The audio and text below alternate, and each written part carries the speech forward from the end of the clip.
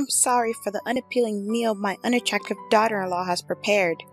My mother-in-law scolded me in front of our relatives during my father-in-law's 60th birthday celebration. "She's not only unattractive, but also inept. I'm truly ashamed. What a disaster."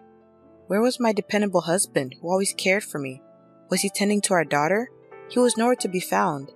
As soon as I arrived at my in-laws' house, feeling fit as a fiddle, my mother-in-law suddenly complained of chronic back pain and became unable to move as the party preparation began.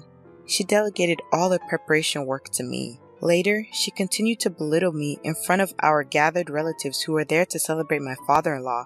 She turned the once lively and cheerful mood into something resembling a wake. Then, my father-in-law stood up and broke the silence. "Is that all you have to say?" No one could have foreseen the series of unimaginable events that this single phrase would trigger. I'm Sarah, and I'm 35 years old. 6 years ago, I married my husband, Michael, who is 3 years younger than me. We also have a 5-year-old daughter. My mother-in-law seemed displeased with me since I was older than her son. Every time we visited her house during New Year's, Memorial Day, or national holidays, she'd make sarcastic remarks at me in my husband's absence. "I wish I had a younger, vibrant, and cuter daughter-in-law, not a woman full of age spots like you." Do I really look that old? Yes, very! Don't you see your own face in the mirror every day? It does hurt to be criticized about your appearance, especially as a woman. But I thought it was better not to make a big deal of it since we had only met a few times a year. However, this seemed to irritate her even more and she began to use more harsh words. "You're quite thick-skinned for an old woman. You don't get upset no matter what I say. I find it annoying that you don't show a shred of modesty." Yeah. What should I say to my mother-in-law, who only says things that make me feel at a loss for words? In front of my husband, she hides her true dark nature and speaks kind words to me. My husband seems to have no idea that I'm being mistreated by her. But if I were to accidentally vent my frustrations, I would likely be the one blamed, so I've always held back. Visiting the house with my mother-in-law present felt truly burdensome. However, it was a significant celebration for my kind father-in-law's 60th birthday. Many relatives were gathering, and we were having a grand event, so I decided to attend. My father-in-law is a quiet man who doesn't talk much, but he wraps me in his subtle kindness. When I'm feeling down because of my mother-in-law's nasty words, he gently approaches me and speaks to me. "Sarah, if you're having a hard time, feel free to tell me. If it's alright, I'd like to be there for you." I wonder if my father-in-law realized that I was being harassed by my mother-in-law. But to protect me from further harassment behind the scenes, he consciously refrained from openly supporting me. To celebrate such a warm-hearted father-in-law, our family left early in the morning and drove 3 hours to our in-laws' house. I was feeling a bit under the weather with the low-grade fever and lingering fatigue, so my husband Michael took it upon himself to do all the driving. On reaching my in-laws' place, my mother-in-law stepped lightly out of the front door with a gleeful expression. Well, well, look who's here. It's been a while. Michael, you should show your face more often. Oh dear, you look tired." "Well, I've been driving non-stop, so it can't be helped." "I see, you've worked hard. I'll get the bed ready right away. Why don't you go rest in the back room?" "I think I'll take you up on that. Sarah, you should get a rest too. You've been taking care of the kid in the car. You must be tired. Besides, you don't seem well." "Oh dear, Michael, you didn't know?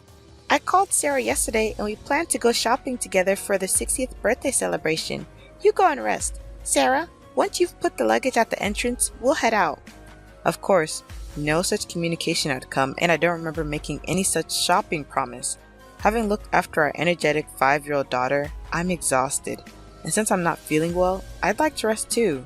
"Since Sarah's not feeling well, let her rest. The shopping can be done by you." "But it's your father's big celebration. I want to choose the best ingredients with Sarah. Sarah, you'll keep your promise with me, right?" She certainly knows how to make a good excuse. Without giving me a chance to refuse after setting down the luggage, she forcefully pulled me by the arm and shoved me back into the car we had just gotten out of. Then, glaring at me fiercely, she snapped, "I don't think you need time to rest." However, right after that, she switched her expression to a big smile and loudly said, "Thank you for driving the car. I'm so happy." Knowing my mother-in-law, If I opposed her now, it would surely make the whole day a disaster. I reluctantly got into the driver's seat. I'm fine, so Michael, you just rest. I'll go shopping with mother-in-law. As I tried to hand over our daughter to Michael, mother-in-law took my daughter from my arms and swiftly seated her in the child seat, quickly closing the door. Looking after the child is a mother's duty. Well, Michael, we're off. Once she got into the passenger seat, her sweet tone from before completely changed as she started berating me. So, you can't even look after your child properly? Stop using Michael for your convenience. You're just an incompetent daughter-in-law who's only aged. What was terrifying was that she maintained a sweet facade since Michael was still nearby. Oblivious to all this, Michael waved us goodbye. I drove my unfamiliar husband's car toward a large supermarket. Of course, there was no way mother-in-law would stay quiet during the drive, and she started lecturing me right away. I'll make you regret lazing around while making my son drive. Mother-in-law, please don't say such scary things. I've been feeling feverish and fatigued since this morning. Your poor health is due to your bad management. Also, your crow's feet have increased, and the spots on your cheeks have darkened. I can't even bear to look, and your skin has lost its elasticity. I had lost all my energy to respond to her harsh words, and barely managed to arrive at the supermarket, nodding along the way. This is really exhausting. I wonder how all the other daughter-in-laws in the world manage to endure such treatment from their mothers-in-law. My high-spirited mother-in-law, without even a word of thanks, jumped out of the car and swiftly handed me 2 shopping carts. You're so slow. Get a move on. When I tried to avoid the crowds, she swiftly moved forward, filling the shopping basket with luxury foods like USDA prime beef, crab, salmon roe, and melons. And then she started to add in things clearly not needed for the day. Mother-in-law, do we need these urgently? I asked. We're bulk buying, so we don't have to come to the supermarket again and again. You should know that without being told, she replied. Feeling helpless, I let her do as she pleased. By the time we finished shopping, the 2 baskets were piled high. We're going to check out. Hurry up, stop dilly-dallying. Despite her rush, when it came time to pay at the counter, my mother-in-law showed no intention of taking out her wallet. Mother-in-law, the payment, I began, but with her hands folded behind her, she didn't move an inch. When I asked for the money again, she glared at me and got angry. You should pay for everything. Excuse me? I stammered. As a wife, it's your duty to entertain your husband's father. Don't be stingy and just pay. I ended up having to pay a total of $300 at the cash register to avoid making a scene. Not having any cash on me, I paid with my credit card. As a part-time worker trying to raise a child, this was a significant blow to my finances. And to make matters worse, I had brought $300 as a birthday gift for my father-in-law's 60th birthday, but I couldn't use that. The expense meant I would have to cut back even more on our living costs in the future, and the burden that had already been heavy just became even heavier. I wonder how I should tell this to Michael. If I report this, mother-in-law might cause a fuss. During the car ride home, my mother-in-law kept hurling insults at me. It was almost impressive how many different insults she could come up with. By the time we arrived home, my husband was still asleep, probably due to exhaustion. Upon seeing this, my mother-in-law smiled slyly and began to take advantage of me. After you put away the groceries, go weed the garden right away. Please, can I rest a bit? You have no right to defy your mother-in-law. This is the consequence for making Michael drive alone. So this is what you meant by making me regret, I murmured. If you have time to move your mouth, just go and move your hands. Hurry up, we're short on time. After weeding, clean the bathroom and the toilet. Despite the unfairness of the situation, I had no choice but to endure it for the day. I weeded the garden and then cleaned the grimy, yellow-stained bathroom and toilet, thinking that once the 60th birthday celebration was over, I wouldn't have to see my mother-in-law for a while. My husband woke up just as I had finished cleaning and looked surprised to see me. Sarah, are you okay? If you're not feeling well, don't overwork yourself. Take a break now. Thank you. I'll take you up on that offer.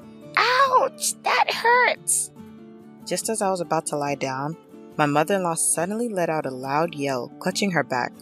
Although she had been lively just moments before, she started complaining about sudden back pain. My mother-in-law, who always presents a gentle demeanor in front of my husband, suddenly let out a weak voice. This is troublesome. My back hurts so much, I can't do anything. My chronic back pain has flared up again. I won't be able to cook before the relatives gather. Sarah, you're my only hope. But what should I do? As much as her sorrowful demeanor seemed a bit staged, If her chronic back pain was genuine, then it would indeed be impossible for her to stand in the kitchen. Reluctantly, I pushed my weary body, asked my husband to look after our daughter, and started cooking. Sarah, are you sure you're okay? I'm fine. I always cook, remember? To my husband, I put up a brave front, but my body was already fatigued. Yet, it was an important day for my father-in-law. I felt that I couldn't afford to take a break. My head is spinning, and somehow the smell of food is making me sick. But I have to keep going for my father-in-law. After I managed to finish cooking, my father-in-law came into the kitchen to check on me. You've worked hard. Thank you for preparing all this food. Not at all. It's for you. Please enjoy it later. After that, the relatives started gathering one after another. Everyone wished my father-in-law well, creating a lively atmosphere. As we finished the toast and were about to start eating, my mother-in-law started saying something shocking. I'm sorry, everyone, but due to my chronic back pain flaring up on this important birthday celebration, the food was all cooked by my daughter-in-law. I apologize for the unappetizing food made by my unattractive daughter-in-law. Both my father-in-law and husband froze at my mother-in-law's sudden outburst. My daughter-in-law is not only unattractive, but she's also clumsy, a total failure. It's truly pitiful. Ouch! My mother-in-law exaggeratedly rubbed her back, continuing to disparage me. She's so clumsy that without my support, she can't do anything. I wonder if she can even take care of her own child. I'm so worried about whether Michael can manage with such a woman as his wife. What was supposed to be a festive atmosphere quickly turned gloomy, resembling more of a wake than a celebration. My usually supportive husband, who was supposed to be looking after our daughter, was nowhere to be found. At that moment, my father-in-law, who had been sitting quietly, suddenly stood up. Is that all you wanted to say? Huh? Seems like it. Maybe. We should kick out the useless one then. Following his words, my husband entered the room, holding our daughter in a suitcase. His face was unusually stern. Dad, as you said, I've packed her stuff. My mother-in-law smiled at the sight, seemingly pleased. Sarah, looks like you're getting kicked out. Hehehe. But to her surprise, my husband handed the suitcase to her. What? My father-in-law's booming voice added the final blow.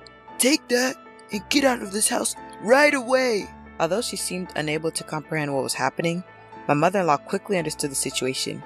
Why should I be the one kicked out? It's Sarah who's useless.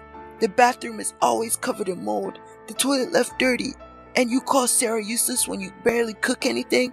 Not to mention how harshly you've been treating her. I've had enough. It's the mother-in-law's duty to discipline the daughter-in-law. I was only pointing out her shortcomings. Discipline? What era do you think we're living in? Realizing that an angry father-in-law, eyebrows raised, wouldn't take her side, mother-in-law turned to her usual theatrics and began crying to my husband. Michael, don't misunderstand. We might need to take care of your father someday, right?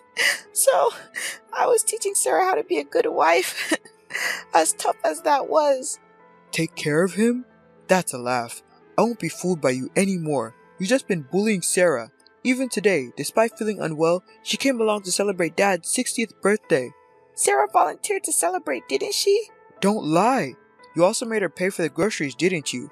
I found a receipt from today in her bag when she was trying to take out candies for our daughter. It shows that Sarah paid with her credit card. I just asked her to pay because I didn't have any cash on hand. I was planning to pay her back, honestly. Really? If I hadn't noticed, you would have just kept quiet. I've turned a blind eye to the common mother-in-law and daughter-in-law issues, but you're going too far. I'm fed up with living with a spiteful old woman. Seeing my husband and father-in-law turn away from her, mother-in-law began to blame me with all her usual acting prowess, tears streaming down her face. So, Sarah has been making false accusations about me. That's terrible. You're all making me the villain. No, I haven't said anything, but it's a fact that you've been bullying me, isn't it? For the sake of father-in-law and my husband, who had gone to great lengths for me, I gathered the courage and spoke the truth for the first time. I would no longer let mother-in-law have her way. That's right. We heard about it from Mia. We also know about the nasty comments you made about Sarah at the supermarket and in the car. Afterwards, you made Sarah do all the weeding and cleaning the bathroom and the toilet. Yeah, Grandma was mean to Mommy. She made her clean a lot of places. You can't trust what a child says. Mia doesn't lie. Let's check the dash cam footage. That should clear everything up. Michael, could you do that? Good idea, Sarah. I'll do that right away. What is that? Ignoring his mother's question, Michael went to the car parked outside, started the engine, and began playing the dash cam footage. The latest device, which can also record the inside of the car, was installed, so even facial expressions were clear. Ah, it's showing. She was saying these things. I'm shocked. Everyone, come over here and watch this. Relatives who had followed to see what was happening all checked the footage.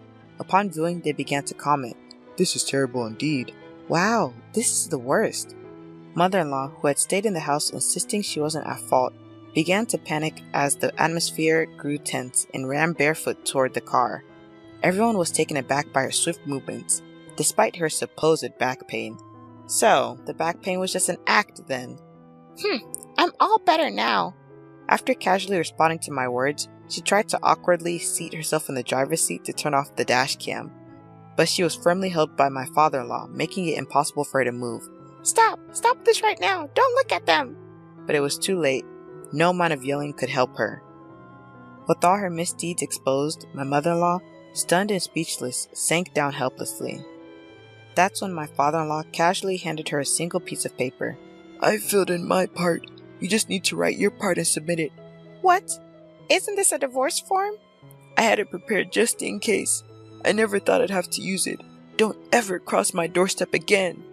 Wait a minute. I promise to stop harassing Sarah. Please forgive me. The sight of my mother-in-law begging for forgiveness with tears in her eyes was truly pitiful. But this too was likely an act. I firmly pushed my mother-in-law away. You let the cat out of the bag about bullying your daughter-in-law at the end. I will never forgive you. You might want to leave before the neighbors gather around. Oh no, this is terrible. The commotion attracted the attention of neighbors who watched from a distance.